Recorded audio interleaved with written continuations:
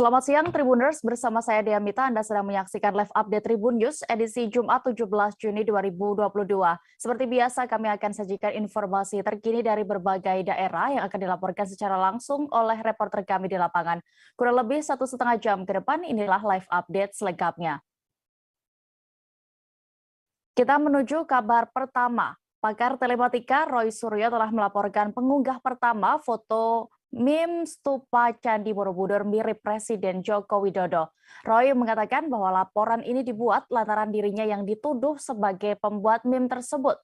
Untuk informasi lebih detailnya terkait kasus ini akan dilaporkan rekan Abdi Rianda Sakti, reporter dari Tribun News yang sudah bergabung bersama kami. Silakan rekan.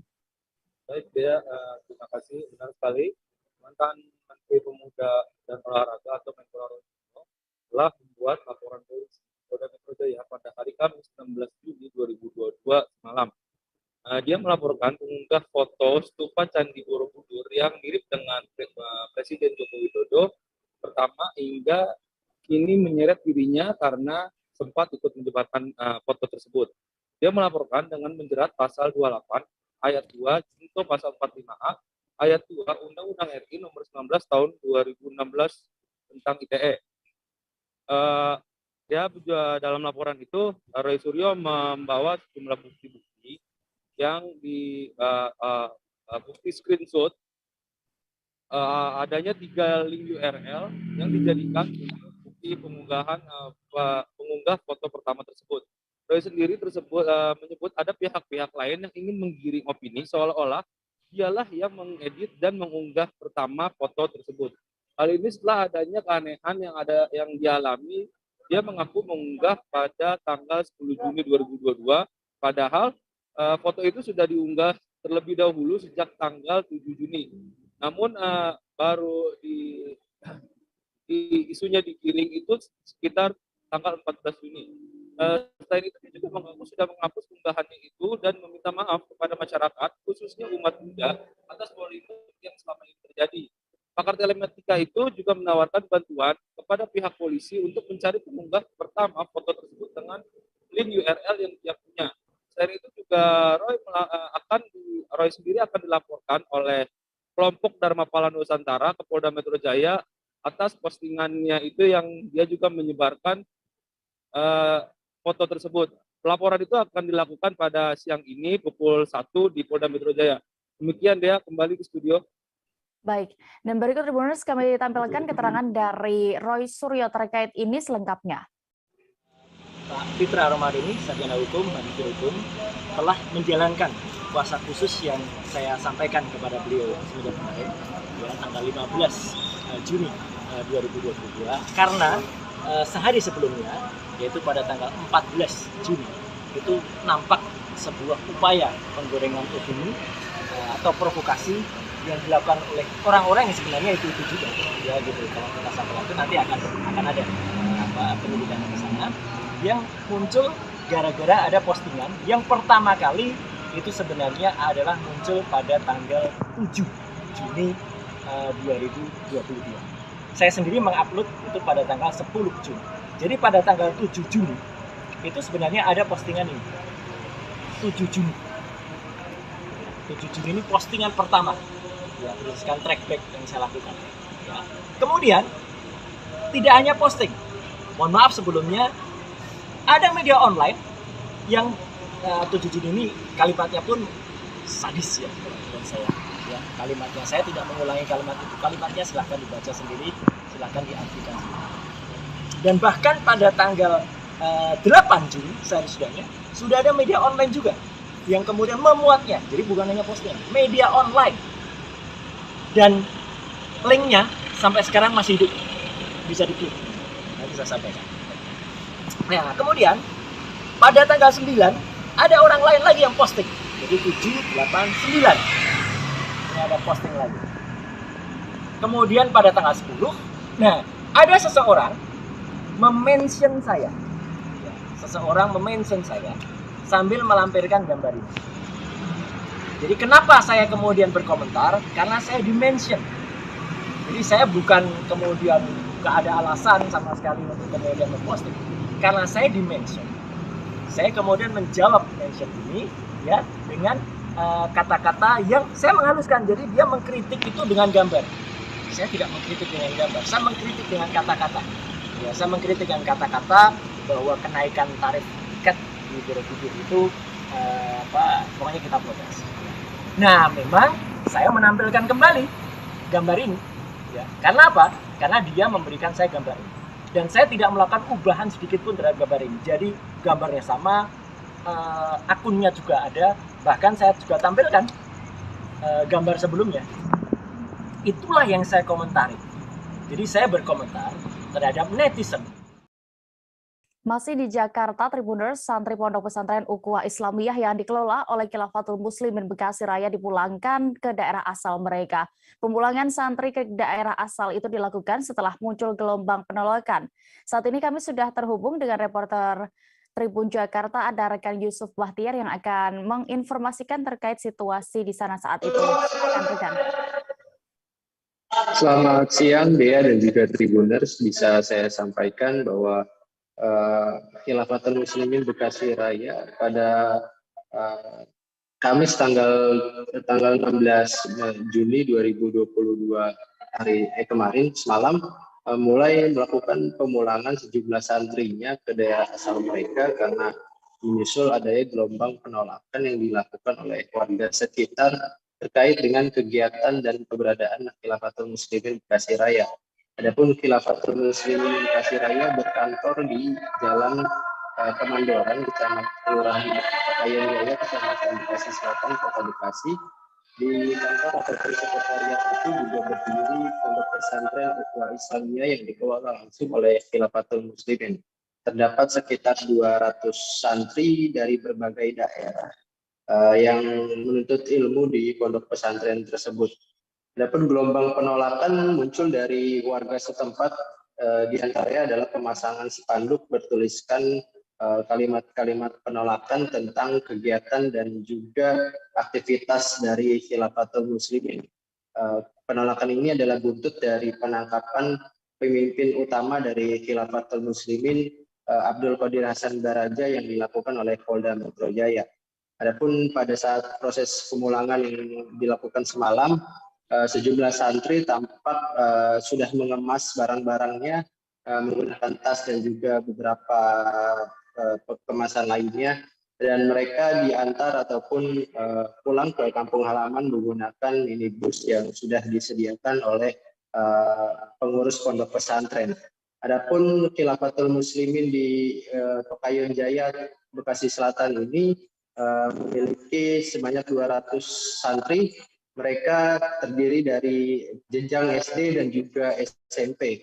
Adapun dari hasil musyawarah dengan pengurus ataupun aparat Kecamatan Bekasi Selatan, pihak pondok pesantren dan juga Khilafatul Muslimin sebenarnya sepakat untuk dilakukan perintah-perintah yang dianjurkan oleh aparat, seperti misalnya mencopot sejumlah plang bertuliskan Khilafatul Muslimin dan juga menghentikan sementara kegiatan-kegiatan, salah satunya adalah kegiatan belajar mengajar pondok pesantren Ukhuwah Islamiyah Khilafatul Muslimin yang dikelola oleh organisasi yang belakangan sedang ramai diberitakan ini. Begitu deh ya. Baik, Tribuners, rekan Yusuf Bahtiar juga sudah mendapatkan keterangan dari Amir Khilafatul Muslimin Bekasi Raya, Abu Salma. Berikut informasinya. Saya sampaikan bahwasanya saya kooperatif, dan saya siap diedukasi dan siap untuk diarahkan oleh aparat, maka disambut oleh pihak aparat, diundang dan kami hadir, alhamdulillah hadir. Adapun hasil dari pertemuan musyawarah dengan Pak Camat, bahwasanya yang pertama akan membantu melegalkan lebih sempurna legalitas yang ada di pondok kami, yayasan kami ini. Terus yang kedua, pondok kita untuk sementara di-off-kan, banner-banner dicabut, pelang-pelang itu atas dasar inisiatif saya juga, walaupun ada arahan dari aparat. Dan untuk santri sendiri sebetulnya Pak Camat tidak menyuruh untuk pulang terkait dengan pembiayaan dan lain hal, tetapi atas dasar inisiatif saya untuk kondusif, kita pulangkan dengan diawali dengan santri-santri yang terdekat, begitu teman-teman media. Legalitas yang dimaksud diminta warga itu apa, Pak? Ya, sebetulnya kita ini sudah ada legalitas secara formal. Nah, hanya saja legalitas kita mungkin kurang sempurna di operasional harian, yang ketika kita daftarkan ke Mendikbud, ya kan, itu harus ada jenjang. Sementara di Hilafatul Muslimin, khususnya di pondok pesantren kita ini tidak sesuai dengan SOP formalnya, karena kita SD 3 tahun, SMP 2 tahun, SMA 2 tahun, perguruan tinggi 2 tahun. Ketika kita daftarkan ke Kemenak juga tidak masuk karena kita dibilang tahfiz juga ada jenjangnya. Maka saya tadi simpulkan kita masuk nanti kepada perizinan pondok pesantren ini tradisional yang tidak berjenjang, jadi istilahnya tahfiz. Tahfiz. Kita bergeser ke Provinsi Banten, Tribuners. Sejumlah wali murid di Serang mencium kejanggalan dalam proses pencairan dana program Indonesia Pintar atau PIP milik anaknya. Mereka menduga seorang oknum mantan kepala sekolah di salah satu SD negeri setempat melakukan penggelapan. Untuk lebih detailnya terkait informasi ini dan juga penanganannya dari pemerintah setempat akan dilaporkan rekan Desi Purnamasari, reporter Tribun Banten yang sudah bergabung di sana. Silakan rekan. Iya, baik. Terima kasih rekan Dea dan juga selamat siang Tribuners. Sebelumnya memang Dinas Pendidikan dan Kebudayaan Kabupaten Serang telah melakukan pertemuan dengan pihak sekolah serta jajaran pengurus lainnya terkait adanya dugaan pemotongan program Indonesia Pintar di salah satu SD negeri di Kecamatan Ciomas, Kabupaten Serang. Pertemuan itu dilakukan pada hari Rabu tanggal 15 Juni 2022. Memang sebelumnya sejumlah wali murid di Kabupaten Serang ini mengeluhkan mengenai adanya kejanggalan dalam proses pencairan dana program Indonesia Pintar milik anaknya tersebut. Mereka menduga adanya penggelapan bantuan dana PIP oleh seorang oknum mantan kepala sekolah di salah satu SD negeri yang berada di Kecamatan Ciomas, Kabupaten Serang tersebut. Bahkan dari salah satu wali murid menuturkan bahwa dirinya hanya mendapatkan uang PIP tersebut satu kali dan yang seharusnya memang berjumlah 450.000 dalam sekali pencairan, namun dirinya mengaku hanya menerima 350.000. Bahkan ia juga menyebutkan bahwa di buku rekeningnya tersebut sudah terdapat 5 kali penarikan, namun dirinya mengaku hanya menerima satu kali uang pencairan dari program Indonesia Pintar tersebut. Dan hal ini juga membuat Dinas Pendidikan dan Kebudayaan Kabupaten Serang memanggil beberapa jajaran dan juga pihak sekolah dari salah satu sekolah SD negeri yang berada di Kecamatan Ciomas, Kabupaten Serang tersebut. Kepala Dindikbud Kabupaten Serang, Asep Nugraha Jaya, mengatakan bahwa terkait adanya pemberitaan di mana salah satu sekolah SD negeri di Kecamatan Ciomas tersebut yang memang dikeluhkan oleh wali muridnya terkait adanya dugaan pemotongan atau penggelapan dana PIP tersebut. Ia juga menuturkan bahwa telah memanggil beberapa pengawas SD Kecamatan Ciomas, kepala sekolah yang memang saat ini menjabat, kepala sekolah yang sebelumnya menjabat, ketua kelompok kerja kepala sekolah, dan juga ketua PGRI. Pada saat melakukan pertemuan, pihaknya mengatakan bahwa meminta penjelasan dari pihak sekolah atas dugaan adanya pemotongan dana PIP tersebut. Dan dari hasil pertemuan, Asep mengatakan bahwa penjelasan dari beberapa jajaran dan juga dari pihak sekolah mengatakan bahwa mekanisme penarikan dari PIP untuk anak yang bersekolah di SD negeri tersebut yakni diwakili oleh pihak sekolah, yakni dalam hal ini mantan kepala sekolah di SD negeri Ciomas tersebut. Maka dari itu ia pun meyakini apakah penarikan ini atas inisiatif sendiri atau bukan. Asep mengatakan bahwa sebetulnya kepala sekolah ini telah membagikan nomor rekening PIP tersebut kepada siswa yang memang memiliki dan mendapatkan program PIP tersebut.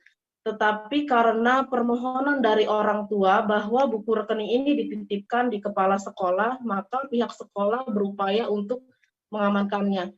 Bahkan tidak hanya itu, kepala sekolah yang sebelumnya menjabat di sekolah tersebut juga pada periode 2020 sampai 2021 ini telah dimintai surat kuasa oleh masyarakat agar segera mengembalikan data itu dari bank penyalurnya tersebut.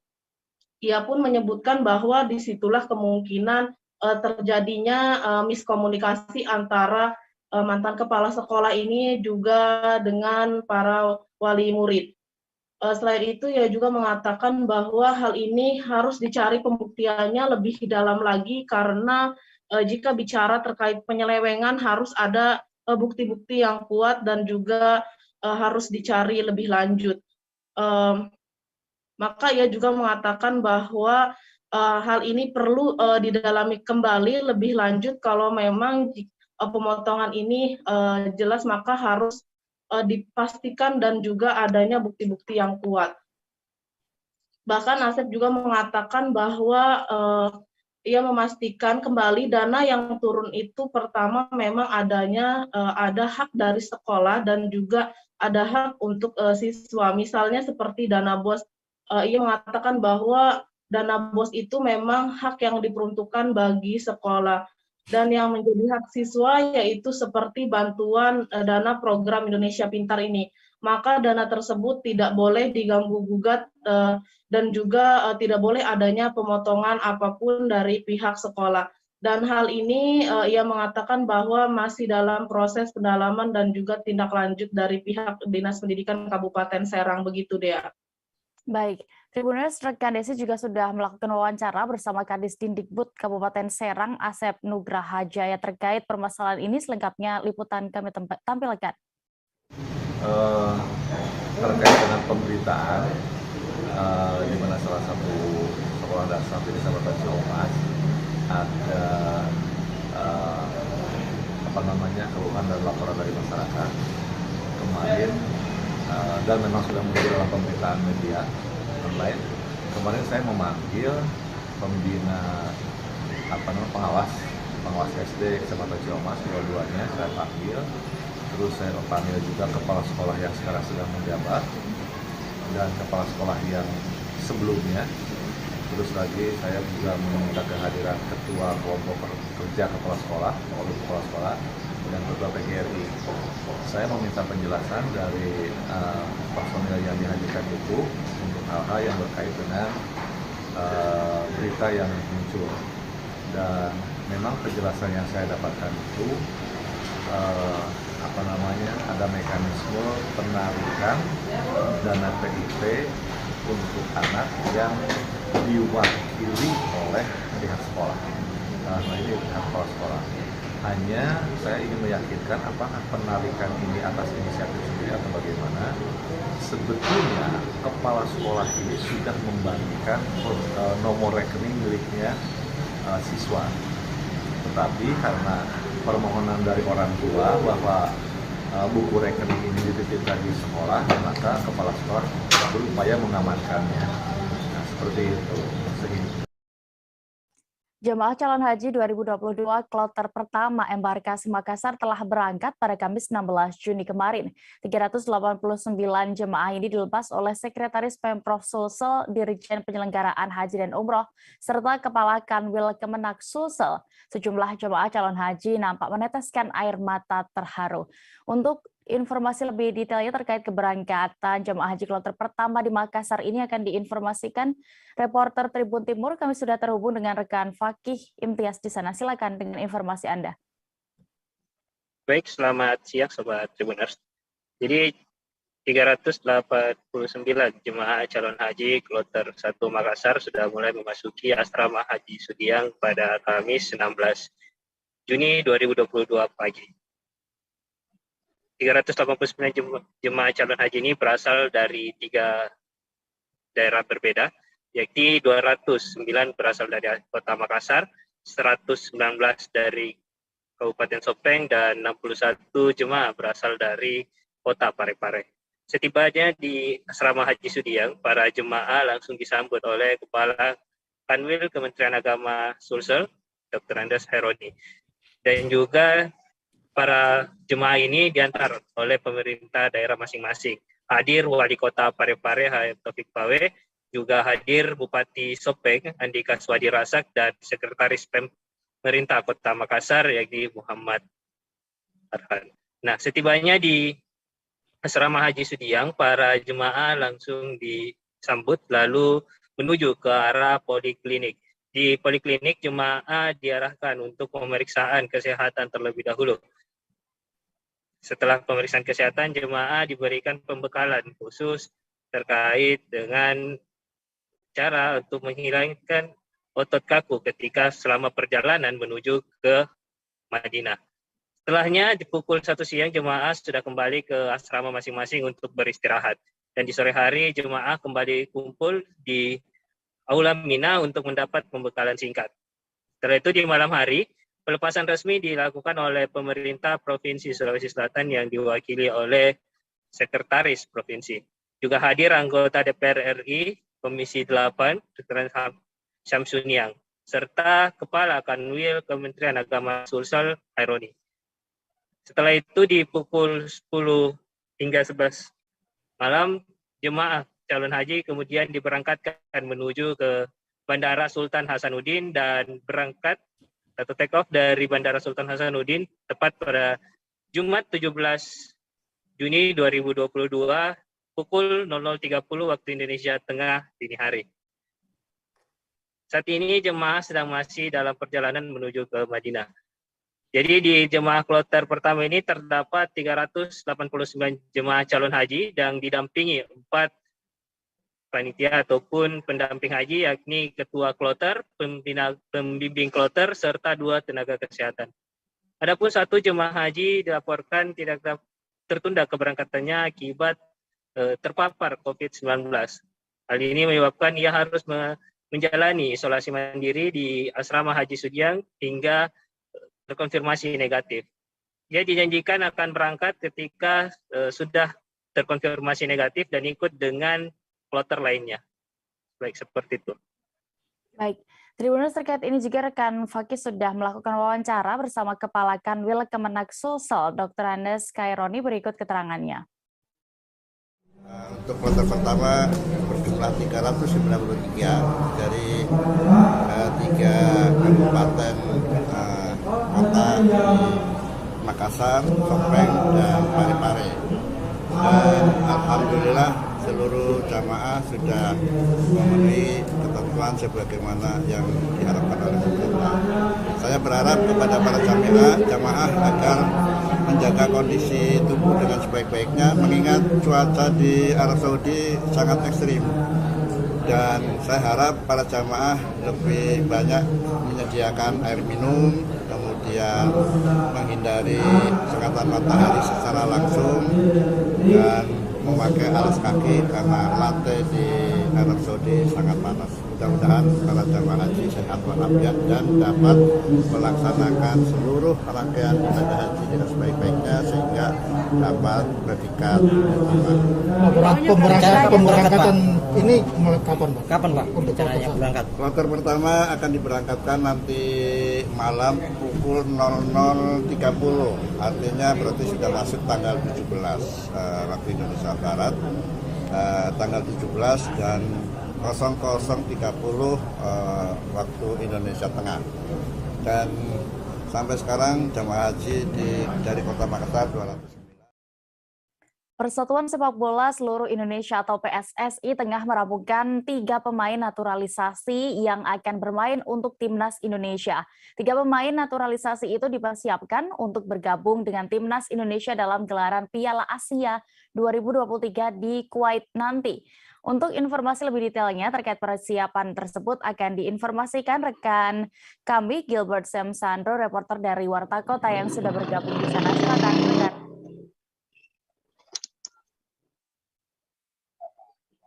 Ya, Dea. Timnas Indonesia akhirnya lolos untuk pertama kalinya dalam 15 tahun terakhir pada gelaran pentas olahraga Piala Sepak Bola se-Asia atau Piala Asia 2023 yang nantinya akan berlangsung di Kuwait. Timnas Indonesia sendiri berhasil lolos ke Piala Asia 2023 setelah memastikan tiket gelaran dengan meraih 6 poin dengan sekali menang melawan Kuwait dan juga melawan Nepal. Namun demikian Indonesia meskipun sempat kalah satu pertandingan melawan Jordania, namun Indonesia dipastikan lolos ke Piala Asia untuk pertama kalinya sejak 2 tahun 2007 lalu.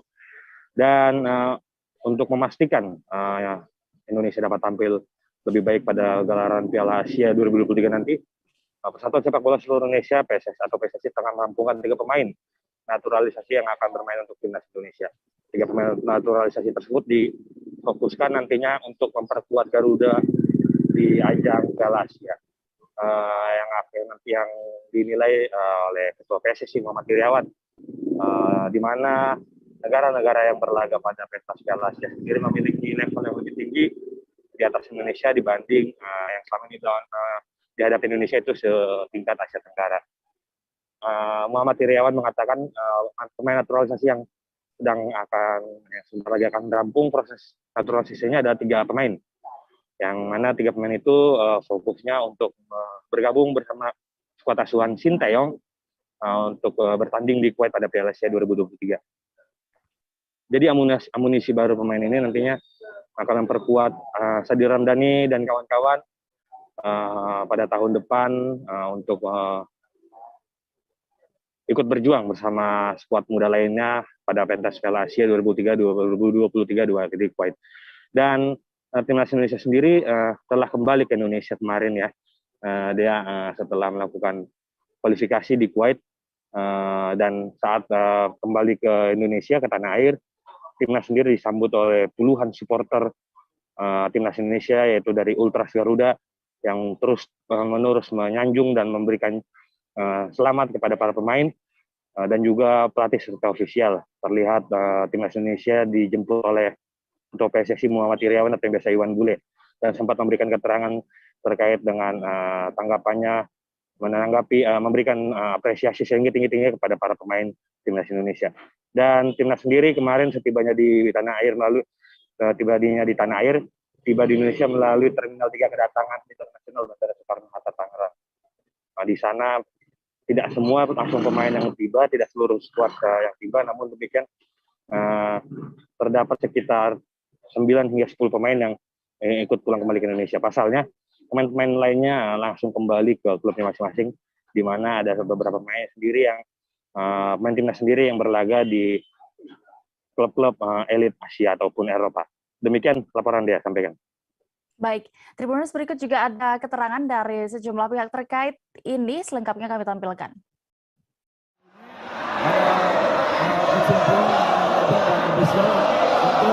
Mempersiapkan kapan berkaitan dengan Asia.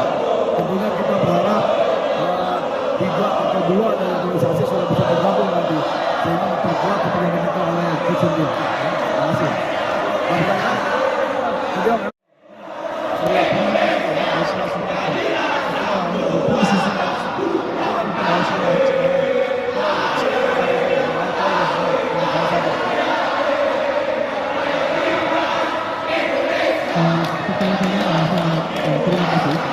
Jadi para pemain di kelas karena itulah kami bisa lolos untuk Piala Asia kali ini. Tapi kita tidak hanya puas di sini aja, untuk kedepannya akan lebih bekerja keras untuk Piala Asia nanti. Dan juga sangat terima kasih juga atas dukungan PSSI dan ketua untuk kesini. Buronan Kejari Pali yang tercatat sebagai mantan bendahara Setwan DPRD Pali inisial FW akhirnya berhasil diamankan. FW berhasil diamankan di tempat persembunyiannya di Desa Tanjung Raman, Kabupaten Muara Enim. Sempat terjadi kejar-kejaran antara petugas dan juga yang bersangkutan saat penggerbekan itu. Untuk kronologi penangkapan ini akan dilaporkan rekan Regan, reporter dari Sriwijaya Post yang sudah bergabung bersama kami. Silakan dengan informasi Anda. Baik, terima kasih rekan Dea. Tribuners, dapat kami sampaikan bahwa buronan Kejari Pali, mantan Sekwan DPRD Pali tahun 2020, inisial EFW itu pada Rabu kemarin sekira tanggal 15 Juni 2022 diamankan di tempat persembunyiannya setelah 6 bulan buron. Jadi yang bersangkutan ini ditetapkan tersangka pada Desember 2021 setelah beberapa kali surat pemanggilan tidak menghadiri. Kemudian dari yang bersangkutan juga sudah disita beberapa unit kendaraan maupun rumah serta sebidang tanah, 2 unit mobil dan 2 unit motor juga sudah disita pihak Kejari Pali untuk menutupi kerugian negara yakni sebesar 1,7 miliar. Namun demikian atas ditangkapnya buronan terakhir dari Kejari Pali ini pada tahun 2021 lalu. Jadi jumlah tersangka yang ditahan pihak Kejari Pali itu sudah ada terdiri 6 pejabat ya, di mana 2 diantaranya adalah pihak ketiga atau rekanan. Dengan ini Kejari Pali juga sudah menyelamatkan uang negara kisaran di angka di puluhan 11 miliar di total sejak tahun 2018 hingga saat ini. Sehingga pada tahun 2021 kasus korupsi di Kabupaten Pali sendiri, pihak Kejari Pali mendapat penghargaan dari Kejati Sumsel untuk penanganan kasus terbanyak di Kabupaten Pali. Demikian, rekan Dea. Baik, Tribuners, berikut kami tampilkan hasil wawancara rekan Regen bersama Kejari Pali, Agung Arifianto selengkapnya. Jadi kami sudah berkali-kali ya, terus terang ini sudah ketiga kalinya kami berusaha menangkap. Jadi, tapi alhamdulillah hari ini dengan koordinasi dengan Kejaksaan Agung, Kejaksaan Tinggi dan Kejaksaan Negeri Pali serta Kejari Rabu ya. Alhamdulillah kami bisa tangkap yang bersangkutan di Labu Mulih, desa Tanjung Raman ya. Tempat siapa itu Pak? Tanjung Raman, tempat siapa itu Pak? Keluarganya Pak ya? Berapa lama dia sudah di Tanjung Raman Pak? Dia semenjak lari dari sini katanya di sana terus. Oh di sana? Oh di sana. Ada perlawanan Pak ya? Ya sempat lari. Sempat lari Pak ya? Sempat kejar-kejaran ya. Kejar-kejaran. Tapi alhamdulillah doa kalian semua juga kami berhasil menangkap yang bersangkutan dan mungkin Kejari Pali sudah tidak ada utang lagi ya, yang demo-demo sudah ketangkap semua. Ya. Jadi Bang terkait pengembangan kasus ini, yang ini Bang siapa Bang? Itu 11 terdakwa kasus pemerkosaan dan penyekapan gadis di bawah umur di Aceh divonis dengan hukuman berbeda dan ada yang hingga 14 tahun penjara. Sidang vonis itu berlangsung di Mahkamah Syariah Sukamamue, Kabupaten Nagan Raya. Terkait hasil vonis sidang tersebut akan diinformasikan rekan Rizwan, reporter dari Serambi News yang sudah siap dengan informasinya. Silakan rekan. Terima kasih rekan Dea. Selamat siang rekan Tribun News. Dapat kami laporkan bahwa Mahkamah Syariah Sukamamue Kabupaten Nagan Raya Rabu kemarin telah menjatuhkan hukuman penjara terhadap 11 terdakwa kasus rudal paksa ataupun perkosaan terhadap anak yang masih di bawah umur berusia 15 tahun. Masing-masing sebanyak 9 terdakwa divonis hukuman 16 divonis 175 tahun atau 14,5 tahun penjara. Kemudian 2 lagi divonis hukuman 75 bulan penjara ataupun 6,2 tahun karena terbukti melanggar kanun Aceh ataupun peraturan daerah Aceh tentang hukum jinayah. Vonis Mahkamah Syariah Sukamamue Kabupaten Nagan tersebut lebih rendah dari tuntutan yang dilayangkan ataupun yang disampaikan oleh Jaksa Penuntut Umum dalam sidang sebelumnya. Jaksa sebelumnya menuntut untuk 9 orang dengan ancaman dengan hukuman 200 bulan penjara dan 2 orang dengan 90 bulan penjara. Terhadap vonis pengadilan ataupun Mahkamah Syariah Sukamamue tersebut, DPU dan terdakwa menyatakan pikir-pikir. Kasus tersebut rudal paksa maupun menggilir gadis di bawah umur tersebut terjadi pada 11 Desember tahun 2021 lalu.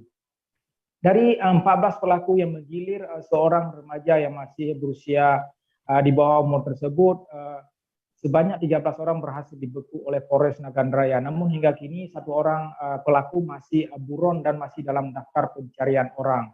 Kasus rudal paksa maupun menggilir seorang gadis bawah umur sempat menjadi perhatian serius Menteri Pemberdayaan Perempuan dan Anak Bintang Prayoga pada 2 pekan setelah peristiwa tersebut sempat turun ke Nagan Raya maupun Aceh menemui korban dan menemui 2 pelaku dari 14 pelaku tersebut. Sebab korban dan 2 pelaku tersebut merupakan anak masih di bawah umur. 2 dari pelaku tersebut juga sebelumnya sudah jatuhi hukuman penjara masing-masing 66 bulan dan 64 bulan. Mereka melalui sidang peradilan anak di Mahkamah Syariah. Keduanya juga sudah dieksekusi ke lembaga perlindungan maupun khusus anak di Banda Aceh. Hingga kini kasus tersebut masih pikir-pikir dan menunggu hingga sepekan untuk apakah akan inkrah ataupun masih ada upaya banding. Ya, rekan Dea, terima kasih. Baik, terima kasih rekan Rizwan untuk laporan Anda dari Aceh. Selamat kembali bertugas. Kita menuju ke Kalimantan Timur, Tribuners. Satpol Patnal di Jenpas Kemenkumham melaksanakan penggeledahan ruang huni warga binaan Lapas Kelas 2A Balikpapan. Penggeledahan yang dilakukan secara mendadak itu juga menyasar seluruh kawasan kantor Lapas Balikpapan. Terkait apa saja temuan dari penggeledahan ini akan diinformasikan rekan Muhammad Zain, reporter dari Tribun Kaltim yang sudah siap informasinya. Silakan. Kami laporkan bahwa sebelumnya dari Lapas Kelas 2A Balikpapan dengan Jenpas melakukan inspeksi mendadak atau penggeledahan di ruang atau kamar hunian warga binaan di Lapas Kelas 2A Balikpapan. Adapun untuk penggeledahan sendiri di sini adalah fokusnya mengenai benda-benda terlarang, kemudian juga untuk mencegah adanya peredaran narkotika atau narkoba di dalam ruang hunian kebinaan. Adapun dari petugas gabungan kemarin sudah berhasil menemukan beberapa benda terlarang.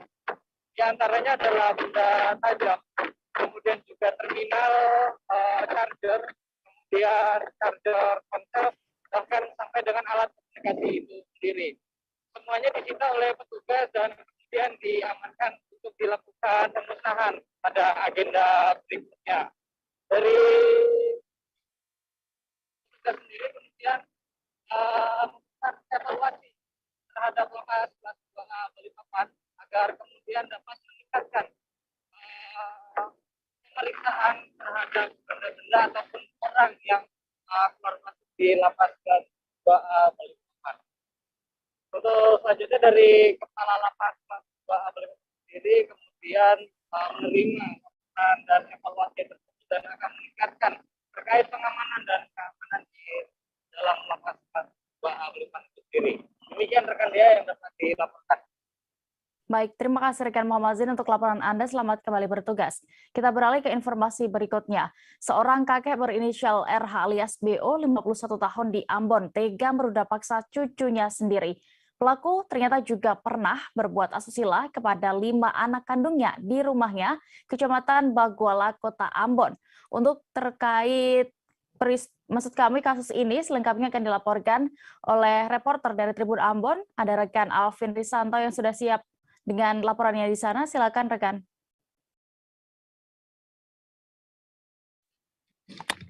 Ya baik, terima kasih Dea dan Tribuners. Jadi perbuatan RH ini yang tinggal di salah satu kecamatan Baguala, Kota Ambon, ya berumur 51 tahun ini mempunyai 5 anak dan 2 orang cucu, dan 5 anak tersebut dia sudah mulai melancarkan aksinya ruda paksa ketika anak pertamanya masih berusia 5 hingga 8 tahun. Jadi itu dimulai pada tahun 2007 hingga tahun 2022 saat ini. Untuk kelima anaknya ini memang dia melakukan hubungan suami istri itu kepada anaknya ini sudah mulai.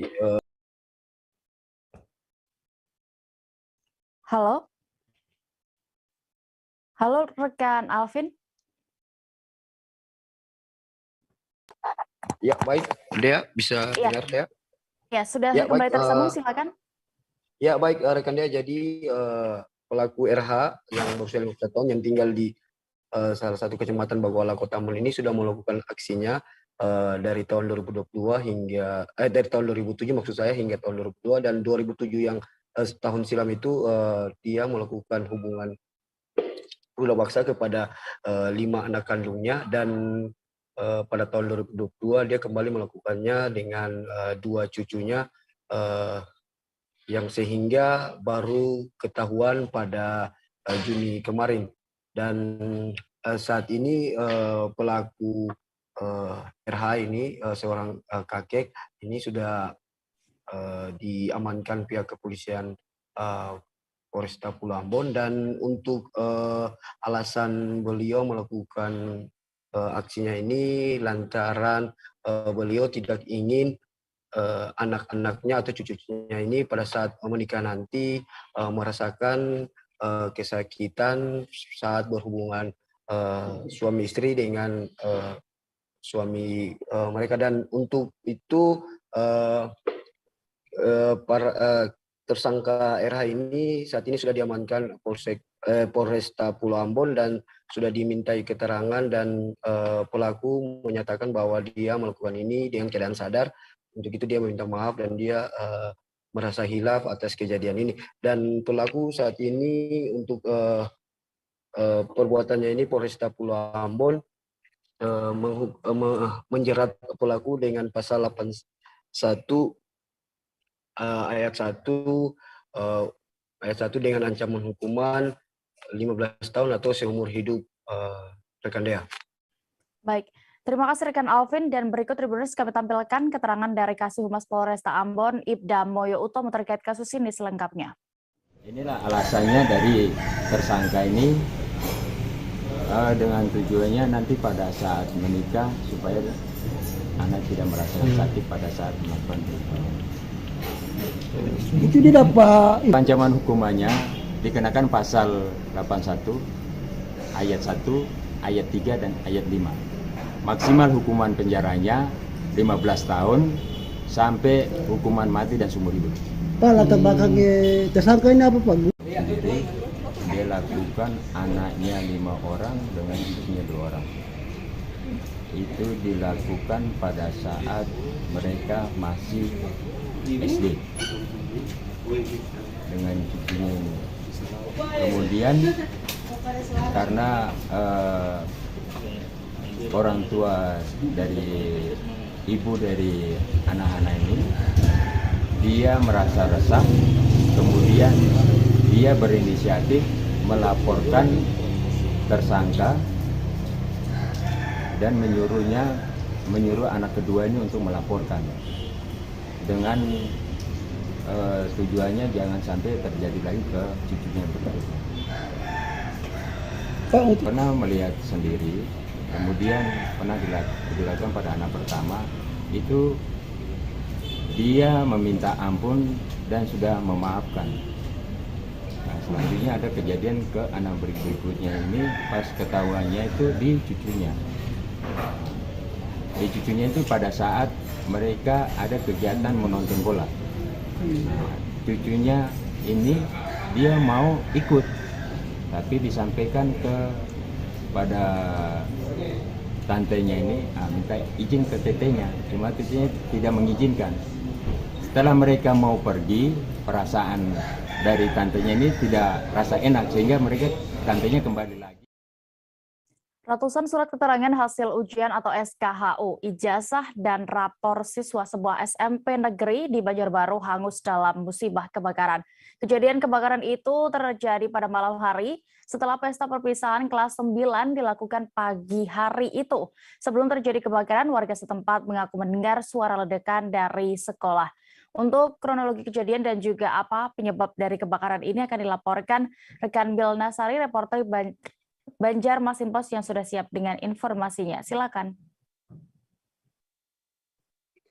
Ya, terima kasih rekan Dea. Tribuners, tadi malam tepatnya pada hari Kamis pukul 16 bulan Juni pukul 19.20 WITA terjadi kebakaran SMPN 3 Kota Banjarbaru, Kalimantan Selatan yang menghanguskan 4 ruang penting yang ada di sekolah tersebut. 4 ruang tersebut yakni kelas belajar siswa kelas 8 dan juga ruang kepala sekolah, ruang BK, dan juga ruang tata usaha.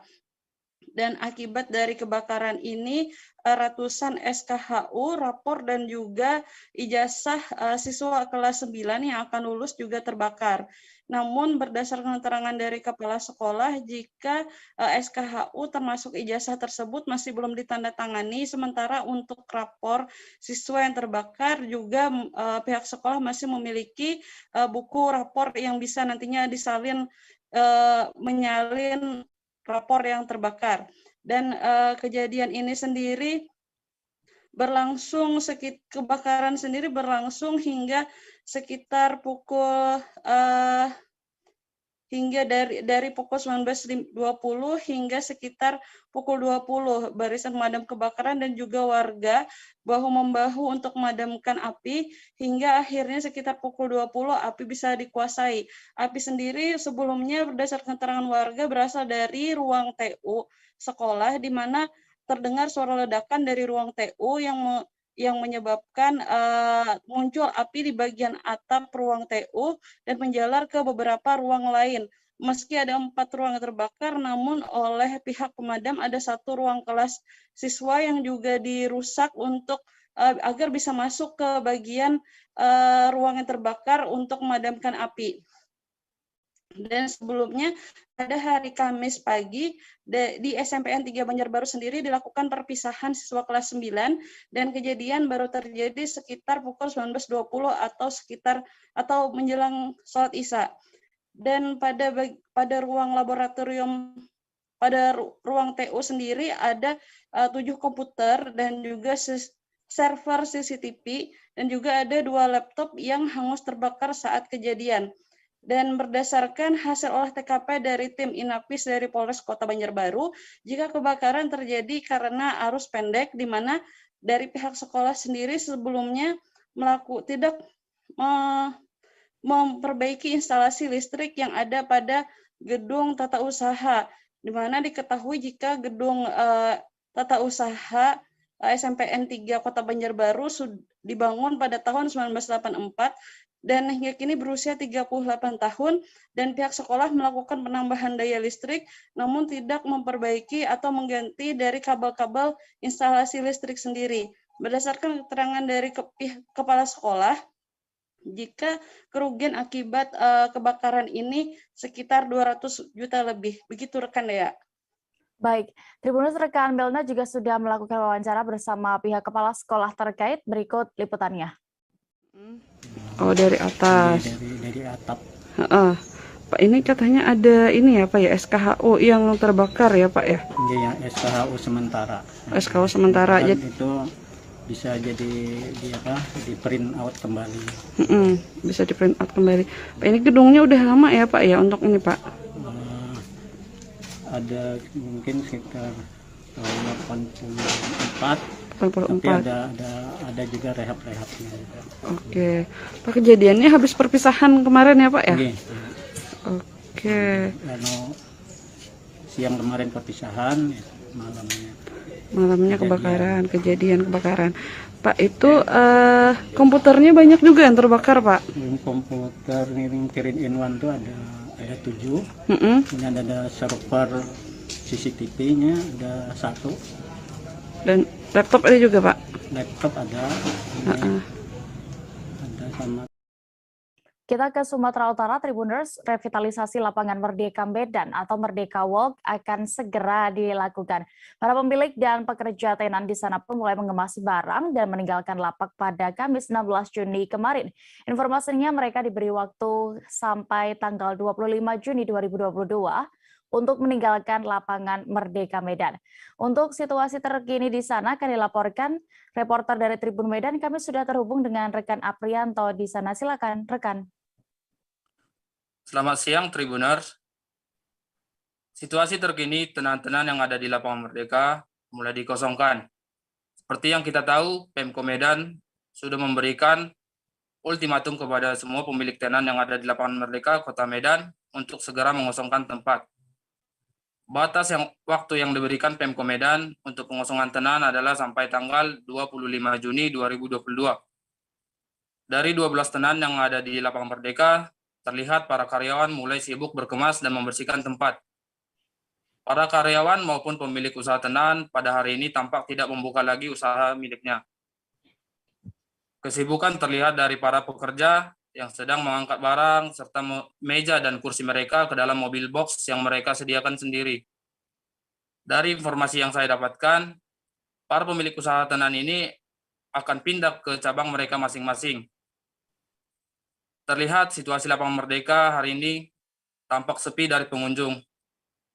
Tidak seperti biasanya yang ramai dikunjungi masyarakat yang ingin menikmati suasana Kota Medan dan menikmati kuliner yang ada di tenan tersebut. Terlihat hanya ada beberapa pejalan kaki saja yang melintas dari depan tenan tersebut. Begitulah kondisi terkini yang ada di lapangan Merdeka. Terima kasih, Dea. Baik, terima kasih rekan Aprianto untuk laporan Anda di Medan. Selamat kembali bertugas.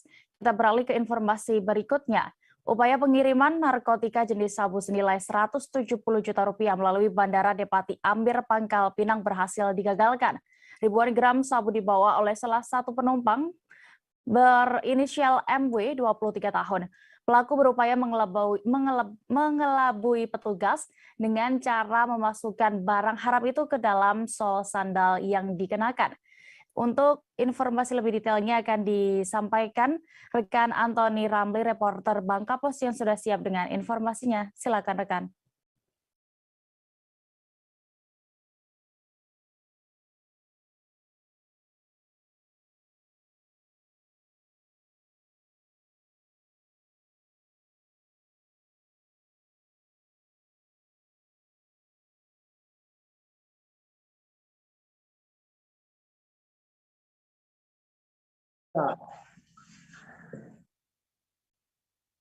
Baik, silakan rekan Antoni dengan laporan Anda.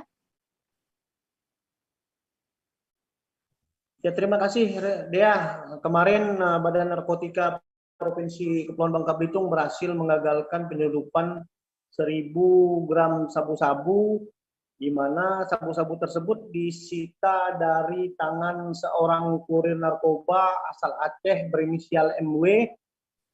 MW ini ditangkap di saat baru saja turun dari Bandara Depati Amir Kota Pangkal Pinang Provinsi Kepulauan Bangka Belitung, di mana sebelumnya menurut informasi dari pihak yang diperoleh BNN dan manifest dari penerbangan yang bersangkutan, MW ini berangkat dari Aceh menuju Medan, kemudian melanjutkan lagi perjalanan menuju ke Jakarta sebelum akhirnya tiba di Pangkal Pinang, Provinsi Kepulauan Bangka Belitung.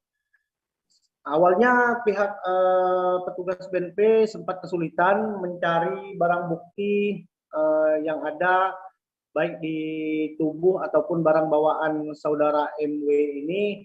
Namun setelah dilakukan penggeledahan secara intensif, petugas menemukan barang bukti 1.000 gram sabu-sabu tersebut di bawah sepatu sandal yang digunakan MW saat terbang dari Aceh, Medan menuju Jakarta dan kemudian ke Pangkal Pinang Provinsi Kepulauan Bangka Belitung. Tadi juga sempat kami berbincang-bincang dengan Kabid Berantas BNP Provinsi Bangka Belitung, Kombes Pol Dinar, di mana saat ini pihaknya terus mengembangkan sindikat jaringan MW asal Aceh ini. Bahkan tadi kami sempat mendapat kabar bahwa mereka telah mengantongi identitas penerima sabu-sabu tersebut. Begitu rekan Dea. Baik. Baik, terima kasih rekan untuk laporan Anda. Selamat kembali bertugas. Kita beralih ke informasi berikutnya. Tribuners, puluhan buruh perkebunan kelapa sawit melakukan unjuk rasa di kantor Bupati Bulungan. Mereka menuntut haknya serta upah minimum tenaga kerja yang sampai saat ini belum juga dibayarkan oleh PT Prima Bahagia. Karyawan berharap Bupati Bulungan Syawarni dan juga Kepala Dinas Trans Bulungan dapat menyelesaikan permasalahan ini. Untuk lebih detailnya terkait permasalahan ini akan diinformasikan oleh rekan Georgie Santana Silalahi, reporter dari Tribun Kaltara yang sudah bergabung di sana. Silakan rekan. Baik, selamat siang Tribuners, selamat siang Dea. Benar adanya Serikat Buruh atau lebih tepatnya Serikat Buruh Sejahtera Indonesia, Dewan Pengurus Cabang Kabupaten Bulungan Agustinus mengatakan sudah berlangsung kegiatan unjuk rasa yang dilakukan oleh puluhan karyawan dari PT Prima Bahagia Permai dan kemudian juga dari SBSI yang di mana mereka ada membawa tuntutan seperti adanya hak karyawan seperti upah minimum, kemudian upah minimum tenaga kerja kepada Bupati Bulungan Syawarni dan Kepala Disnaker Trans Bulungan Agus Nurdiansyah.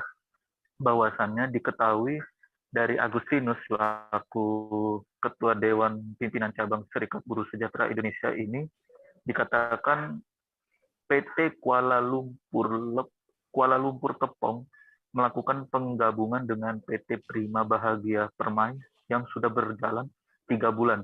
Ini diketahui perusahaan asing yang dari Malaysia yang sampai hari ini SBSI berasumsi sudah melanggar undang-undang yang dimana menabrak konstitusi negara Indonesia.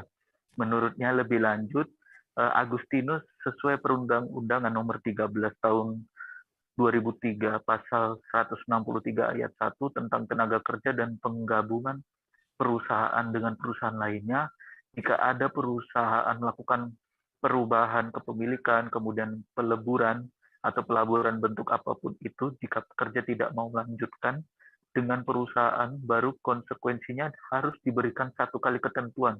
Karena menurutnya ini sudah tercantum dalam Undang-Undang Pasal 156 ayat 2 tentang uang penghargaan masa kerja 1 kali dan ketentuan Pasal 156 ayat 3 dan uang penggantian hak sesuai ketentuan dalam Pasal 156 ayat 4. Kemudian menurutnya apabila perusahaan tidak memenuhi tuntutan karyawan, maka pihak SBSI dan maupun dari PT Prima Bahagia Permai, lebih tepatnya tenaga kerjanya, akan melakukan tuntutan lebih lanjut lagi kepada Pemkab Bulungan dan juga Kepala Dinas Transmigrasi, dan juga harapannya ini bisa diberikan upaya jangan sampai adanya pemutusan hubungan kerja, karena menilai masalahnya ada peran perusahaan PT Prima Bahagia Permai dengan PT Kuala Lumpur Kepong ini sudah berjalan 3 bulan yang tadi saya sampaikan, dan juga adanya dari pantauan kami dari Tribun Kaltara saat ini juga lagi berlangsung di ruang serbaguna kantor Bupati Bulungan lantai 1 menindaklanjuti tuntutan berupa hak upah minimum kerja tenaga kerja dan juga adanya penggabungan perusahaan asing ke perusahaan Indonesia yang bergerak di bidang sektor kelapa sawit. Dan diketahui dari Agustinus, hasil pertemuannya hari ini akan berlanjut lagi, dan diketahui akan ada juga dari pihak manajemen baik dari PT Prima Bahagia Permai dan juga PT Kuala Lumpur Kepong, dan juga dipimpin hari ini pada rapat terbuka yaitu Sekretaris Daerah Rizdianto, dan juga sebagai informasi tuntutan karyawan PT Prima ini cukup spesifik yang dimana ada 3 poin, yaitu saya terangkan sedikit bahwasannya menuntut hak semua karyawan sesuai dengan peraturan Undang-Undang Tenaga Kerja yang berlaku dengan adanya penggabungan PT Prima Bahagia dengan manajemen PT Kuala Lumpur Kepong, yaitu sesuai Undang-Undang Nomor 13 Tahun 2003 Pasal 163 Ayat ayat 1 sesuai putusan MK nomor 91/PUU lurus X yang dimana pengusaha dapat melakukan pemutusan kerja hubungan kerja terhadap pekerja dalam dalam perubahan status penggabungan, peleburan, dan kepemilikan perusahaan. Yang kedua, uang penghargaan 156 ayat 3 dan uang penggantian hak sesuai ketentuan dalam pasal 156 ayat 4. Apabila perusahaan tidak memenuhi tuntutan karyawan, maka pihak tenaga kerja akan memboikot perusahaan untuk beroperasi sebelum hak karyawan diselesaikan. Yang ketiga, Kabupaten Bulungan memperhatikan nasib buruh di Kabupaten Bulungan dan menegakkan peraturan undang-undang yang berlaku dan tegas bagi investor asing yang tidak tunduk terhadap konstitusi negara. Dan pihaknya, yaitu Agustinus, meminta juga kepada pemerintah Kabupaten Bulungan, yaitu secara khusus Bapak Bupati Bulungan Syarwani dan juga Kepala Dinas Transmigrasi dan Ketenagakerja Bulungan supaya menindaklanjuti ini segera mungkin. Karena sampai hari ini dari pantauan kami di lapangan permasalahannya adanya peralihan ini menjadi sedikit rumit karena ada perbedaan antara perundang-undangan yang harus sesuai perundang-undangan dan juga sesuai kesepakatan yang perusahaan melakukan penggabungan dengan perusahaan di luar negeri. Demikian dia yang bisa dapat saya sampaikan kembali ke studio. Baik, Tribuners, rekan Georgie sudah juga melakukan wawancara bersama sejumlah pihak terkait masalah ini. Berikut liputan lengkapnya kami tampilkan. Penggabungan manajemen ke Kuala Lumpur ke POM. 1. Kami menuntut hak karyawan sesuai dengan peraturan perundang-undangan tenaga kerja yang berlaku dengan adanya penggabungan PT Prima Permai dengan manajemen PT Kuala Lumpur ke POM sesuai Undang-Undang Nomor 13 Tahun 2003 Pasal 163. Pengusaha dapat melakukan pemutusan hubungan kerja terhadap pekerja atau buruh dalam hal terjadi perubahan status, penggabungan, peleburan atau perubahan kepemilikan perusahaan dan pekerja atau buruh tidak bersedia melanjutkan hubungan kerja, maka pekerja atau buruh berhak atas uang pesangon sebesar 1 kali ketentuan dalam pasal 156 ayat 2 untuk penghargaan masa kerja 1 kali ketentuan pasal 156 ayat 3 dan uang pengganti hak sesuai dengan ketentuan pasal 156 ayat 4. Penyampaian aspirasi yang difasilitasi oleh teman-teman SBSI Bulungan ya, pimpinan Saudara Agustinus menyuarakan terkait dengan kepentingan ataupun suara yang disampaikan oleh para pekerja yang ada di PT Prima Bahagia Permai di Desa Binai, Tanjung Palas Timur. Yang memang secara resmi Pemda tanggal 18 Mei 2022 yang lalu menerima surat pemberitahuan terjadi peralihan saham dari PT Prima Bahagia Permai itu kepada Kuala Lumpur Kepong. Nah, itu beberapa hal dan termasuk juga perubahan manajemen yang ada di dalam. Namun hari ini juga belum kita bisa selesaikan karena itu baru pihak dari pemerintah daerah dan dari saya bersama dengan Pak Kapolres atas nama pemerintah daerah bersama dengan teman-teman SBSI. Ya, ini kan harus duduk bersama-sama. Intinya bagaimana nasib para pekerja di sana berkaitan dengan hak-hak para pekerja ya tentu diatur dalam ketentuan peraturan yang berlaku baik dalam bentuk Undang-Undang Cipta Kerja 11 2020 maupun juga berkaitan dengan PP yang mengaturnya yaitu PP 35 tahun 2021. Nah, itulah yang memang jadi kalau hari ini disampaikan kita juga sampaikan bahwa belum ada hasil yang konkret dan itu memang harus pada follow up dan saya sudah minta kepada Pak Sekda maupun juga kepada Kepala Dinas Tenaga Kerja dan mohon bantuan dari Pak Kapolres untuk sama-sama besok mungkin sekitar pukul 2 siang. Kecelakaan maut terjadi di Jalan Raya Solo Ngawi, Sragen, Jawa Tengah pada Kamis 16 Juni sore kemarin. Insiden itu terjadi antara mobil box Joyoboyo berwarna merah dengan sebuah truk tronton. 1 orang dilaporkan tewas dalam laka maut itu. Untuk detail kronologinya akan dilaporkan rekan Septiana Ayu Lestari, reporter Tribun Solo yang sudah bergabung bersama kami. Silakan rekan. Baik Dea, terima kasih. Sebelumnya pada hari Kamis sekitar pukul 16 waktu Indonesia bagian Barat telah terjadi kecelakaan maut yang melibatkan antara truk tronton dengan satu unit truk box yang terjadi di Kecamatan Ngerampal, Kabupaten Sragen, yang terjadi pada pukul 16 waktu Indonesia bagian Barat. Kecelakaan tersebut berawal dari ketika truk box yang bermuatan plastik tersebut melaju dari arah timur atau dari arah Ngawi menuju ke arah kota Sragen, kemudian dari arah berlawanan muncul atau melaju truk tronton yang berasal dari arah barat ke timur. Menjelang kejadian diduga sopir mengantuk sehingga truk box tersebut sempat oleng ke kanan dan dari depan bertabrakan dengan truk tronton tersebut. Kemudian setelah itu karena sudah tidak dapat menguasai laju kendaraannya, kemudian truk box tersebut menghantam tronton tersebut dan kemudian sempat hampir menabrak satu rumah milik warga yang ada di sekitar lokasi kejadian. Kemudian truk tronton tersebut yang menabrak dengan truk box menabrak pohon yang ada di sebelah kiri jalan. Dari kecelakaan tersebut menyebabkan satu penumpang truk box tersebut meninggal dunia di tempat dan satu sopir yang sempat terjepit juga selamat dan dilarikan ke rumah sakit.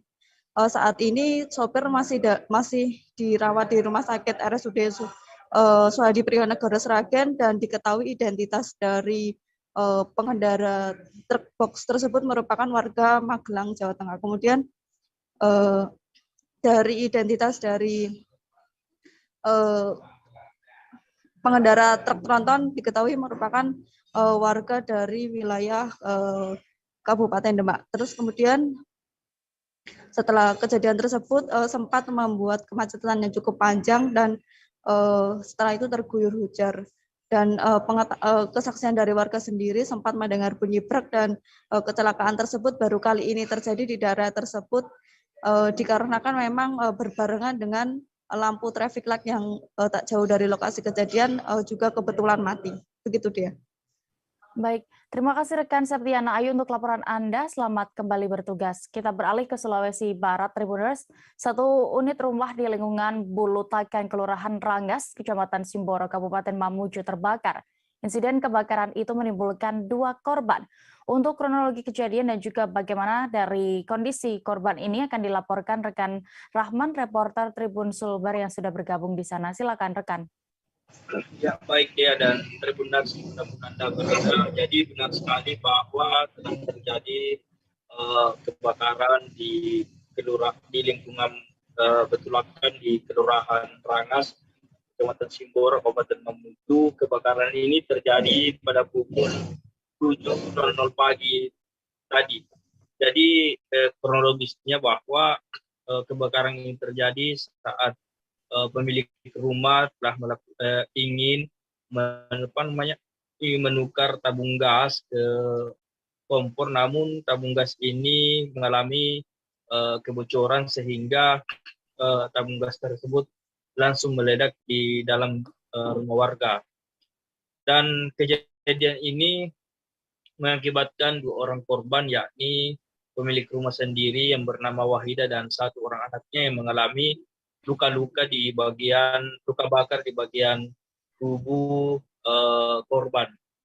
Dan yang paling parahnya adalah anak pemilik rumah yang bernama Wahida ini mengalami luka bakar serius di seluruh tubuh anak dari korban itu sendiri. Untuk kejadiannya sendiri ini beberapa perabot rumah yang tidak sempat diselamatkan seperti kulkas dan mesin cuci, kemudian lantai dan beberapa barang-barang elektronik lainnya itu kemudian sudah hangus terbakar di dalam api. Setelah kejadian beberapa menit, pemadam kebakaran dari Kabupaten Mamuju langsung ke lokasi untuk memadamkan api tersebut. Namun hingga kini 2 orang korban ini masih dirawat di Rumah Sakit Bayangkara Mamuju untuk menangani pemeriksaan secara intensif dari luka-luka yang dialami korban. Seperti itu ya. Baik, Tribuners, rekan Rahmat juga sudah melakukan wawancara bersama warga sekitar terkait insiden kebakaran ini. Selengkapnya kami tampilkan. Tabung gasnya yang meledak itu. Tabung gas meledak? Iya. Baru? Ya langsung meledak, api naik. Oh, sempat kaget warga sini? Iya, sempat kaget. Oh, didengar sama warga semua? Iya. Tiba-tiba ya api menjalar di rumah. Ya langsung padamkan itu api, tapi ya bagaimana masyarakat saja yang padamkan ya. Kan lambat datang pemadam. Ada korban Pak? Ada 2 orang. Sekarang di mana Pak? Di rumah sakit Bayangkara. Bayangkara nih. Jam berapa tadi kejadiannya itu? Setengah 8. Setengah 8 pagi ini. Pagi ya. Nama atas siapa? Namanya Juma. Berapa warga yang di dalam rumah ini? Kepala keluarganya, anaknya? Anaknya 3, sama mertuanya 1, dengan bapak ibunya.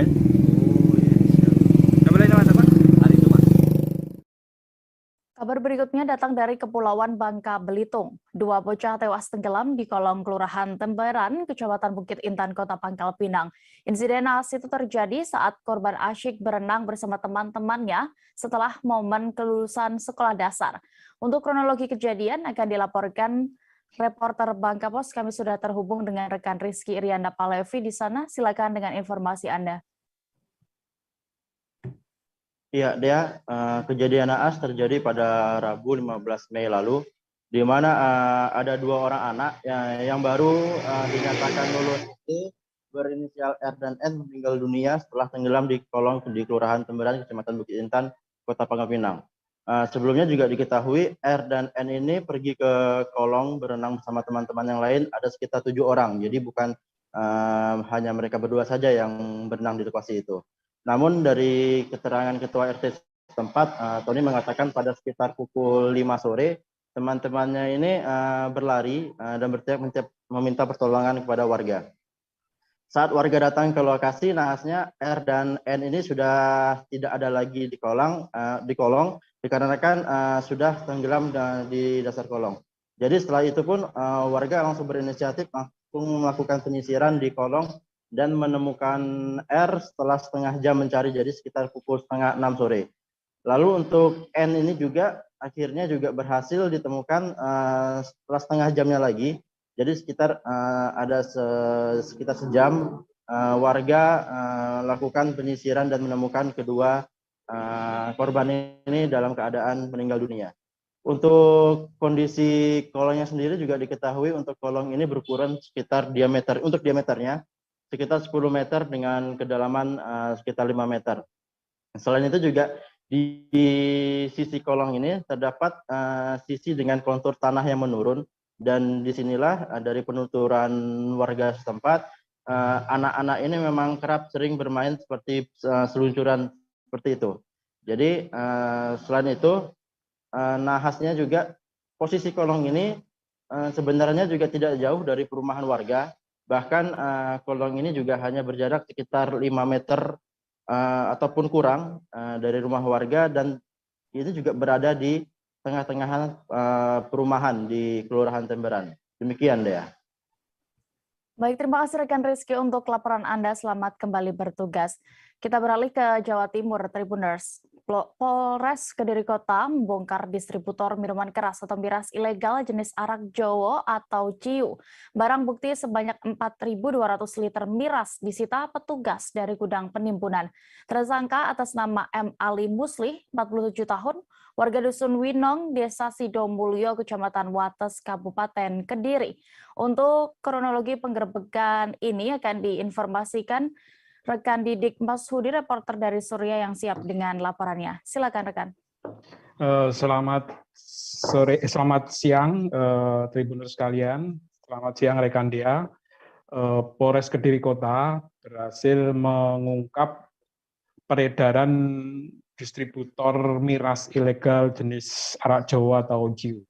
Nah, ini barang buktinya sangat banyak sekali, ada 39 jerigen masing-masing jerigen berisi 30 liter, sehingga kalau jumlahnya 139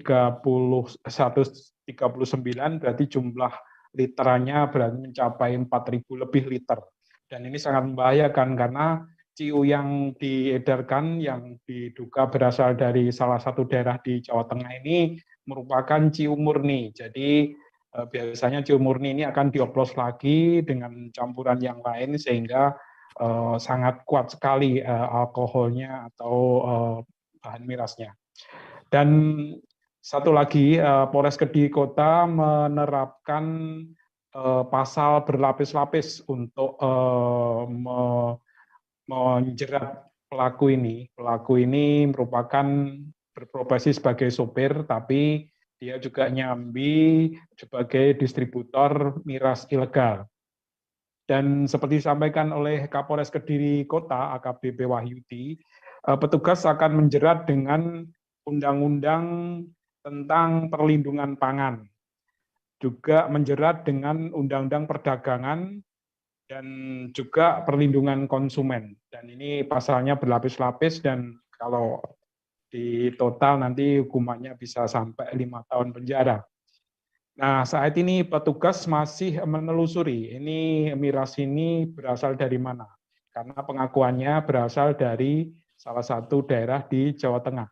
Dan ini petugas Polres Kediri masih berkoordinasi dengan pejabat daerah di Jawa Tengah untuk menelusuri apakah benar ini miras-miras ilegal yang selama ini memasok di wilayah Kediri Raya ini berasal dari sana. Karena dari pengakuan beberapa pengecer yang merupakan bagian dari jaringan distributor ini, ternyata si tersangka ini merupakan dia sebagai distributor arak Jawa atau miras ilegal ini satu-satunya di wilayah Kediri. Jadi dengan ditangkapnya tersangka ini diharapkan peredaran miras terutama yang jenis arak Jawa atau JIU ini bisa berhasil dihentikan di Kediri. Karena yang bersangkutan ini merupakan pemegang distributornya. Jadi dari pengecer-pengecer ini mengambilnya dari tersangka ini. Dan tersangka ini tidak juga langsung ditahan karena waktu digerebek gudangnya yang ada di Kecamatan Wates, Kabupaten Kediri, tersangka berhasil kabur dan baru beberapa hari kemudian tersangka diamankan dan sekarang kasusnya diproses dan dalam waktu dekat segera dilimpahkan ke Jaksa Penuntut Umum. Demikian rekan Dea. Baik, Tribuners, rekan ini juga sudah mendapatkan keterangan dari AKBP Wahyudi, Kapolres Kediri Kota terkait kasus ini. Selengkapnya kami tampilkan. Saudara M. Ali Muslim bin Nur Asim, umur 47 tahun, beralamat di Desa Winong, Sidomulyo, Kecamatan Wates, Kabupaten Kediri.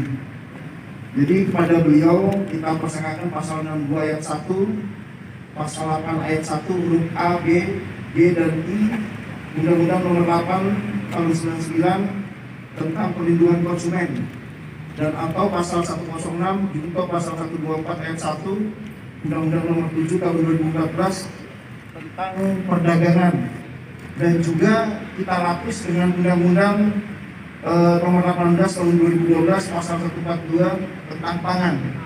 Jadi kita sudah berkoordinasi dengan CJS yang sudah tidak ada masalah, dan juga untuk berkas persiapan nanti akan tahap 1.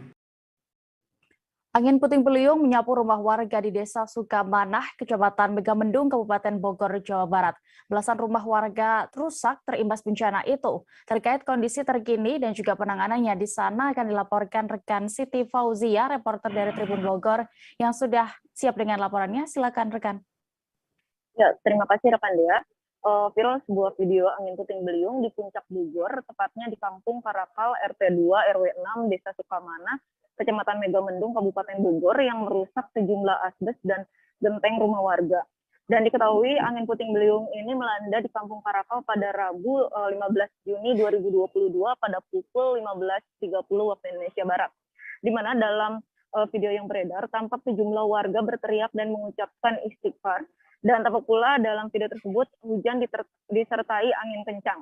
yang dimana diketahui Ketua RT 2 RW 6 Kampung Karakau, Wawan Wandraja, menuturkan kronologi angin puting beliung yang menimpa rumah warga di wilayahnya tersebut.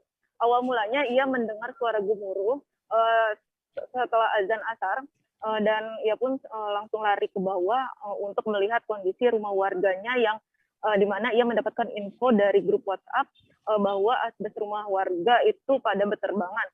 Dan menurutnya terdapat 14 rumah yang rusak dengan rincian 10 rumah rusak ringan dan 4 rumah rusak berat. Ia pun mengatakan keempat rumah warga yang rusak berat sudah diberikan bantuan oleh Kepala Desa Megamendung berupa asbes 4 lembar, semen 2 sak atau karung, pasir 1 mobil, 10 kayu, dan 20 batang bambu.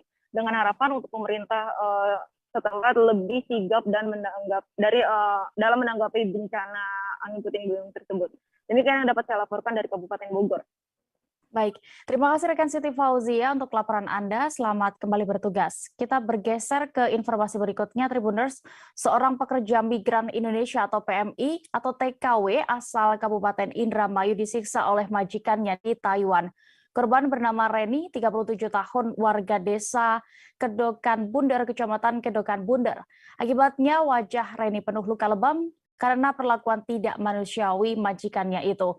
Untuk kronologi lengkap dan juga bagaimana kondisi dari TKW itu akan diinformasikan rekan Handika Rahman, reporter Tribun Cirebon yang sudah bergabung bersama kami. Silakan. Baik, terima kasih rekan Dea. Selamat siang.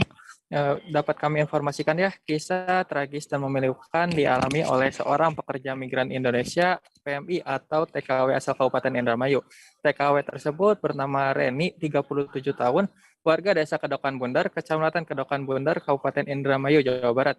Ia disiksa oleh majikannya di Taiwan. Wajah wanita yang semula berparas cantik tersebut kini diketahui rusak parah ya, dengan wajah penuh luka lebam. Hal ini disebabkan oleh perlakuan tidak manusiawi yang dilakukan oleh majikannya tersebut. Kabar soal kondisi Reni ini bahkan viral di media sosial. Pihak keluarga pun mengaku terkejut. Pasalnya Reni ini sebenarnya sempat hilang kontak selama beberapa bulan terakhir. Mereka baru mengetahui kondisinya setelah viral di media sosial dengan kondisi yang memang sudah sangat mengkhawatirkan ya. Pemerintah Desa Kedokan Bunder yang mengetahui kejadian tersebut diketahui juga langsung mencari tahu informasi soal Reni dan melaporkan perlakuan jahat majikannya ke Badan Perlindungan Pekerja Migran Indonesia atau BP2MI. Menurut Kepala Desa Kedokan Bunder, Waskim, sebagai pemerintah desa tentunya pihaknya sangat terpukul atas kejadian yang menimpa salah satu warganya tersebut. Jadi berdasarkan keterangan yang beredar ya, saat bekerja di Taiwan ini, Reni selalu diawasi gerak-geriknya melalui rekaman CCTV. Setiap melakukan kesalahan, ia langsung disiksa oleh majikannya. Masih berdasarkan keterangan yang beredar, mata Reni ini diketahui juga sampai disiram dengan menggunakan cairan pemutih baju hingga penglihatannya itu menjadi rabun. Tidak hanya itu, ia juga dipaksa untuk memakan kotoran anjing karena diketahuan memecahkan barang milik majikannya tersebut. Telinga Reni juga diketahui bengkak dan mengeras, genang telinganya juga pecah. Kemudian bibirnya hancur dan seperti mengeluarkan nanah ya. Lalu giginya rontok dan patah. Selain itu, alat kelaminnya pun bengkak, tangan dan kakinya juga bengkak, dan seluruh sekujur tubuhnya penuh dengan luka. Reni diketahui juga disiram dengan air panas dan digosok punggungnya dengan menggunakan handuk hingga kulitnya itu mengelupas. Jadi menurut kronologi, Reni ini awalnya diketahui kabur ya dari majikan yang pertama dan kabur ke majikan yang kedua. Di majikan kedua inilah penyiksaan tersebut dialami oleh Reni. Kondisi ini tentunya sangat membuat sedih ya pihak keluarga, terutama dari anak Reni. Ia sangat berharap kepada pemerintah dapat melindungi dan menyelamatkan ibunya serta memulangkannya ke Indonesia. Sekian laporan langsung dari Handika Rahman di Indramayu. Baik, Terkait ini, Tribuners, rekan kami juga sudah melakukan wawancara bersama Kades Kedokan Bundar. Waskim berikut keterangannya. Tentang masyarakat saya mengenai Ibu Reni bin Kasta yang dianiaya oleh majikannya yang berada di Taiwan, saya begitu dapat informasi langsung saya kontak ke RT dan bakal saya untuk mencari tahu keberadaan ibunya Ibu Reni. Pas kebetulan juga ketemu sama ibunya Ibu Reni, Ibu Cemi. Saya langsung besoknya lagi saya langsung datangi Ibu Reni, ibunya Reni dari Indonesia, khususnya Ibu Bupati dan Bapak Presiden, mohon dibantu pemulangan Ibu Reni ke tanah air. Itu katanya sampai disiksa, Pak. Benar nggak sih? Ya, melihat dari media di sosial itu, dan saya juga kontak langsung ke saudara Faisal ini kemarin, Ibu Reni. Kita ke Kalimantan Utara, Tribuners, pendaftaran penerimaan peserta didik baru atau PPDB tahun 2022 di Kabupaten Tanah Tidung akan dimulai pada tanggal 20 hingga 23 Juni 2022. PPDB bagi Satuan Pendidikan Sekolah Dasar dan Sekolah Menengah Pertama atau SMP akan dilakukan secara online. Untuk bagaimana alur pendaftarannya, lebih detailnya akan dilaporkan rekan Risnawati, reporter dari Tribun Kaltara yang sudah bergabung di sana. Silakan rekan. Ya, perlu saya sampaikan pada proses PPDB ini akan dilakukan secara online melalui PPDB www.ppdb.tanatidung.go.id. Kemudian juga pada proses pendaftaran yang akan dibuka pada 20 sampai dengan 23 Juni nanti, para pendaftar harus mengisi formulir dan mengunggah file sesuai persyaratan pada jalur pendaftaran yang dipilih. Kecuali kalau pendaftar ini kesulitan untuk melakukan pendaftaran, maka bisa meminta bantuan ke panitia PPDB di sekolah yang dituju. Kemudian juga untuk jalur PPDB 2022 ini yang dibuka Kabupaten Tanah Tidung, yaitu jalur zonasi, afirmasi, perpindahan orang tua, dan jalur prestasi. Selanjutnya untuk seleksi masuk satuan pendidikan akan dilaksanakan pada 24 sampai 25 Juni. Sementara untuk pengumuman hasil seleksi akan diumumkan Dinas Pendidikan Tanah Tidung pada halaman websitenya dan akun pendaftar pada tanggal 20 Juni mendatang. Kemudian untuk daftar ulangnya kemungkinan akan dibuka pada tanggal 28 sampai 30 Juni. Perlu saya sampaikan juga untuk jalur zonasi yang diperuntukkan bagi pendaftar ini harus berdomisili dalam zona yang telah ditentukan, yang mana juga jalur zonasi ini para pendaftar dapat mendaftar di jalur lainnya, yaitu jalur afirmasi dan jalur prestasi. Namun untuk jalur prestasi ini diperuntukkan jika masih ada kuota dari jalur zonasi.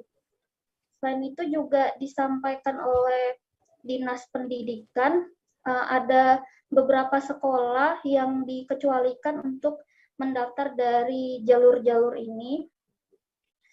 Yang pertama itu untuk SMP Negeri Terpadu Unggulan 1 Tanah Tidung, yang mana sekolah ini merupakan sekolah berasrama atau boarding school. Kemudian juga pengecualian ini juga berlaku bagi SD Negeri 3 Tanah Tidung dan SMP Negeri 4 Tanah Tidung karena berlokasi di daerah terpencil.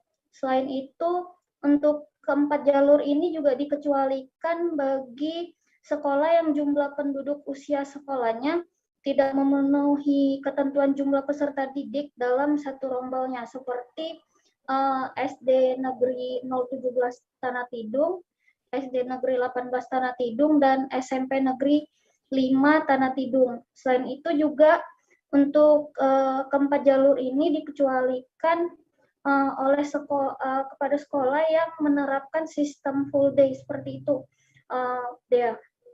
Baik, terima kasih rekan Risna untuk laporan Anda dari Tanah Tidung. Selamat kembali bertugas.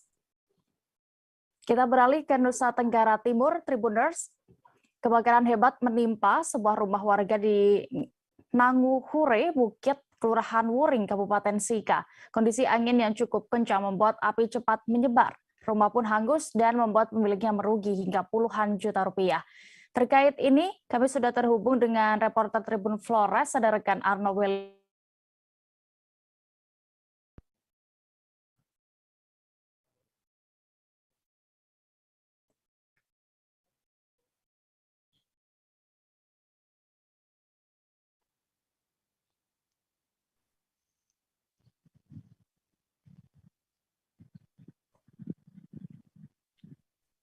Halo, rekan Arno. Halo ya, dia ada juga Tribuners dimanapun Anda berada. Dapat saya laporkan dari Kabupaten Sika, Nusa Tenggara Timur. Benar terjadi kebakaran di wilayah Nangahure Bukit di Kecamatan Arak Barat, Kabupaten Sika pada kemarin sore, Tribuners.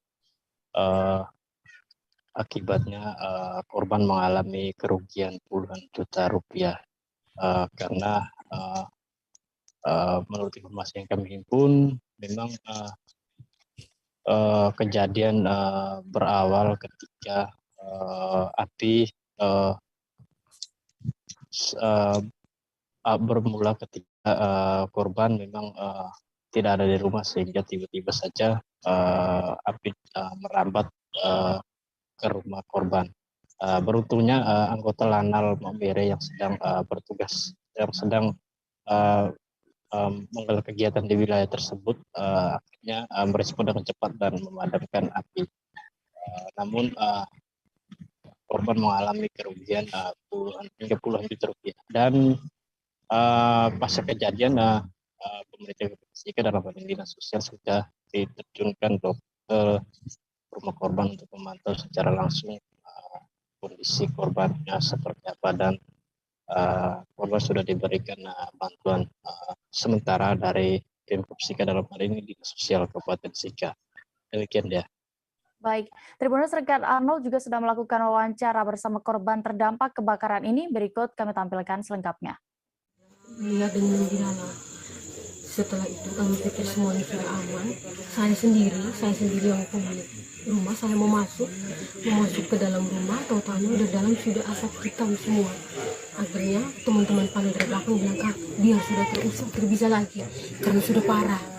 Langsung semuanya ini. Baik, Kak Rensi, bisa ceritakan kondisi rumah sebelum terjadinya bencana kebakaran ini seperti apa? Kondisi rumah setengah tembok. Ada teman gue, kebetulan kami tadi agak terlambat pulang karena kami ada kegiatan pertemuan gugus, makanya saya pulang sampai di rumah itu kurang jam 3 kurang lebih. Selama ini tinggal di mana, Mama? Saya tinggal di Baidoko. Saya tinggal di sini, tetapi ketika saya punya suami, berarti rumah suami ada di Baidoko, makanya saya harus tinggal dengan suami di sana. Dengan kebetulan 2 anak yang saya pelihara. Dulu sebelum saya mengajar, saya kerja di panti asuhan dan saya memiliki 2 anak peliharaan saya.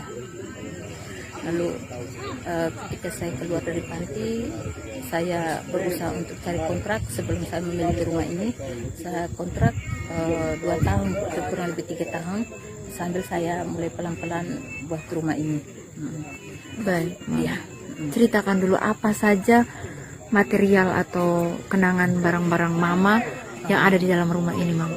Ya baik, kalau soal material, ya kita seorang ibu pasti semua tahu bahwa barang kecil-kecil, perlengkapan dapur, perlengkapan rumah pasti ada.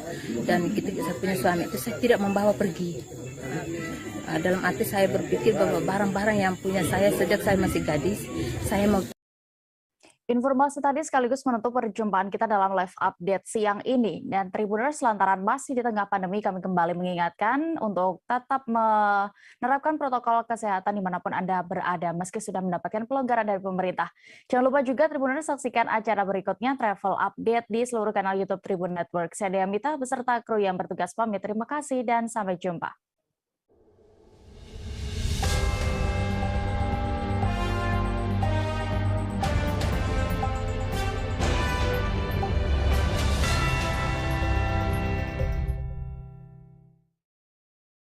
Jangan lupa like, subscribe, dan share ya.